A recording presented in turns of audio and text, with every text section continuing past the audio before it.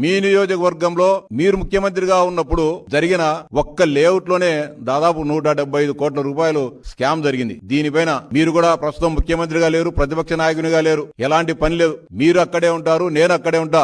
ఇద్దరం కలిసి Pulivendula mega layout కు పోదాం. ఎంత అన్యాయాలు, ఎంత అరాచకాలు జరిగాయో అక్కడే ఇద్దరం తేల్చుకుందాం. లేకపోతే మీరిచ్చిన లబ్ధిదారుల లిస్టును తీసుకొని వస్తా, మీరు మంజూరు చేసిన లిస్టును తీసుకొని వస్తా. ప్రభుత్వం ఇప్పుడు తమ విచారంలో జరిగిన లోపాలు ఇవన్నీ కూడా తీసుకొని వద్దాం. మీరు బహిరంగ చర్చకు సిద్ధపడని జగన్మోహన్ రెడ్డి గారు అని డిమాండ్ చేస్తా ఉన్నా. అంతేకాకుండా పులివెందుల పాడా ముసుగులో జరిగిన 100 కోట్ల రూపాయల స్కామ్ పైన కూడా మీరు విచారణకు సిద్ధమా జగన్మోహన్ రెడ్డి అని అడుగుతా ఉన్నా. అంతేకాకుండా పులివెందుల మున్సిపాలిటీ సుందరీకరణ అని చెప్పి 650 కోట్ల రూపాయలు మంజూరు చేసి ఇష్టానుసారంగా దాంట్లో అవినీతి జరిగిన మాట వాస్తవమా కాదా జగన్మోహన్ రెడ్డిని అడుగుతా ఉన్నా. ఇక ఇరిగేషన్ లో కూడా ఎత్తిపోతల పథకాలని చెప్పి రకరకాల పేర్లతో ఇరిగేషన్ లో కూడా 100 కోట్ల